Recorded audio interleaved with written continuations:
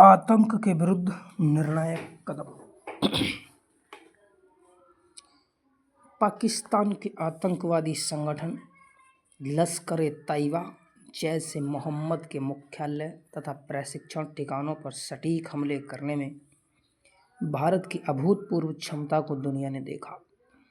Operation सिंदूर आतंकवाद के खिलाफ भारत की नीति में एक आदर्श बदलाव का संकेत देता है। नया सिद्धांत सीमा पार से आतंकवाद के किसी भी कृत्य को युद्ध की कार्रवाई मानता है। अब भारत आतंकवादियों को दंडित करने के लिए सीमा पार जाकर आक्रामकता से मुकाबला करेगा।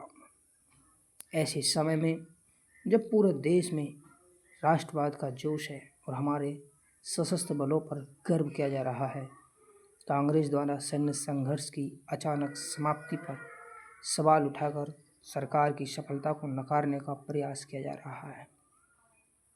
संघर्ष विराम के समय और अमेरिकी राष्ट्रपति द्वारा इसकी पूर्व घोषणा पर सवाल उठाकर कांग्रेस ने एक ऐसा विचार गढ़ने का प्रयास किया कि भारत ने 1971 में इंदिरा गांधी के नेतृत्व में स्थिति को बेहतर तरीके से संभाला था। ऑपरेशन सिंदूर की योजना लश्कर जैश-ए-मोहम्मद के खिलाफ एक तेज और दंडात्मक हमले के रूप में बनाई गई। इसका उद्देश्य कभी एक लंबा, पूर्ण विकसित, बिना रोक टोक वाला युद्ध नहीं था। अपना मकसद हासिल करने के बाद तब तक ऑपरेशन जारी रखने की कोई आवश्यकता नहीं थी जब तक पाकिस्तानी जवाबी कार्रवाई नहीं करता। 7 मई की सुबह आधिकारिक प्रेस वार्ता में ही यह स्पष्ट कर दिया गया था। सिंधु जल संधि को निलंबित करके पाकिस्तान पर भारी दबाव बनाने, व्यापार प्रतिबंध लगाने, उसके आतंकी ढांचे और हवाई ठिकानों को भारी नुकसान पहुंचाने के बाद भारत ने पाकिस्तान के संघर्ष विराम प्रस्ताव पर सहमति जताई। इससे कोई फर्क नहीं पड़ता कि कौन सा देश किसकी तरफ से पहल करता है, जब तक कि परिणाम हमारे उद्देश्य के अनुरूप हों। राहुल गांधी को अपनी पार्टी के वरिष्ठ सांसद शशि थरूर, पी चिदम्बरम के विचार पर ध्यान देना चाहिए था, जिन्होंने संघर्ष विराम के फैसले का समर्थन किया। दोनों ही राष्ट्रीय सुरक्षा और विदेश मामलों के अनुभवी हैं। चिदम्बरम ने प्रधानमंत्री की प्रशंसा करते हुए कहा कि उन्होंने व्यापक युद्ध के खतरों को पहचान लिया और बुद्धिमानी से चुनिंदा लक्ष्यों तक सीमित एक संतुलित सैन्य प्रतिक्रिया का चयन किया। शशि थरूर ने कहा कि भारत जो सबक देना चाहता था वह दे दिया। भारत ने दृढ़ इच्छा शक्ति का परिचय दिया और आतंकियों को दंडित करने के लिए एक सशक्त और आक्रामक दृष्टिकोण अपनाया, चाहे वह उरी, पुलवामा, पहलगाम में आतंकी घटनाएं हों। भारत ने लक्षित और हवाई हमले पर जघन्य कृत्य करने वाले आतंकी संचालकों और प्रायोजकों को दंडित किया। प्रत्येक कार्रवाई के साथ भारतीय हमले पाकिस्तान में और अधिक गहरे होते गए, अधिक लक्षित, साहसी होते गए। इन सभी अवसरों पर दुनिया ने भारत का समर्थन किया। इसके विपरीत 2004 और 2014 तक कांग्रेस नेतृत्व वाली यूपीए सरकार ने पाकिस्तान प्रायोजित आतंकवाद से निपटने में निष्क्रिय दृष्टिकोण अपनाया और यहाँ तक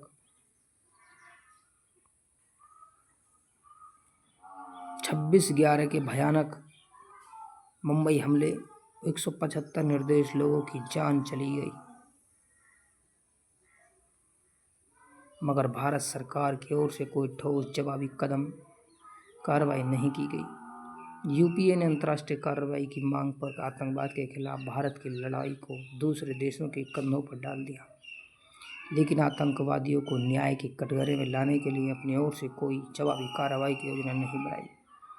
यह दृष्टिकोण 26/11 मुंबई हमले के बाद 11 दिसंबर 2008 को संसद में तत्कालीन प्रधानमंत्री मनमोहन सिंह के बयान से स्पष्ट है।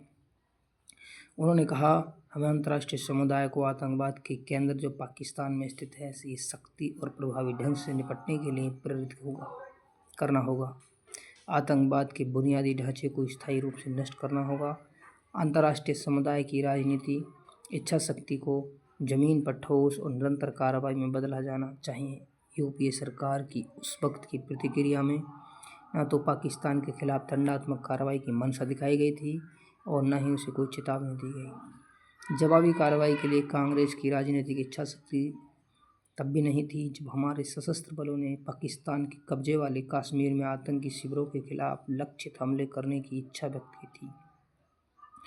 उस समय के एयर चीफ मार्शल फली होमी मेजर ने बाद में खुलासा किया था कि 26/11 हमले के 2 दिन बाद तत्कालीन प्रधानमंत्री मनमोहन सिंह के साथ बैठक में उन्होंने अन्य 2 सेना प्रमुखों की मौजूदगी में कहा था कि भारतीय वायुसेना नियंत्रण रेखा के पार लक्षित हमले के लिए तैयार है, लेकिन सरकार ने उनकी योजनाओं को हरी झंडी नहीं दी।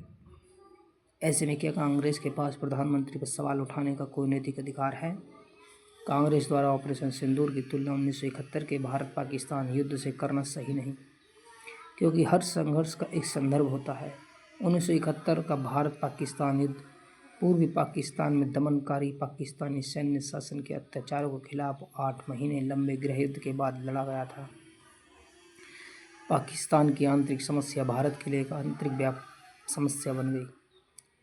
विदेशी सहायता और मुद्रा कोष वर्ल्ड बैंक पर निर्भर भारत की डावाडोल अर्थव्यवस्था के समय इंदिरा गांधी ने उचित समझा कि भारत के लिए पूर्वी पाकिस्तान में सैन्य हस्तक्षेप करना आर्थिक रूप से फायदेमंद है, बजाय इसके कि 1 करोड़ शरणार्थी का अपनी अर्थव्यवस्था पर भारी बोझ पड़ने दिया जाए। इसके अलावा इंदिरा गांधी के पास युद्ध की तैयारी करने और कूटनीतिक संपर्कों का उपयोग कर अंतर्राष्ट्रीय समर्थन हासिल करने के लिए 8 महीने का समय था। इनमें से कोई भी आज प्रासंगिक नहीं। ऑपरेशन सिंदूर की तुलना 1971 के भारत पाकिस्तान युद्ध से करने का प्रयास अनुचित है, क्योंकि दोनों के संदर्भ अलग अलग हैं।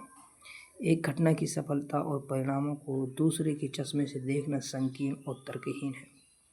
आज भारत के हित में नया मोदी सिद्धांत है। पाकिस्तान पूरी दुनिया के लिए संदेश स्पष्ट है।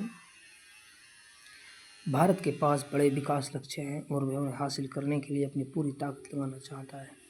अगर पाकिस्तान हमारी शांति भंग करने और हमें अपने लक्ष्य हासिल करने को से विचलित करने की कोई कोशिश करता है तो भारत उसे कड़ा सबक सिखाएगा। चीनी विचारक सुन त्सू ने अपनी पुस्तक में लिखा है, वही जीतेगा जो जानता है कि कब लड़ना है और कब नहीं लड़ना। प्रधानमंत्री ने भी यह बात अच्छी तरह जानते हैं। भारत पाकिस्तान के साथ युद्ध तभी लड़ेगा जब ऐसा करना उसकी प्रगति के लिए हित में होगा, इसीलिए नहीं कि कांग्रेस पार्टी या कुछ कट्टरपंथी ऐसा चाहते हैं। यह एडिटोरियल पूर्व सांसद GVL नरसिम्हा राव ने लिखा है।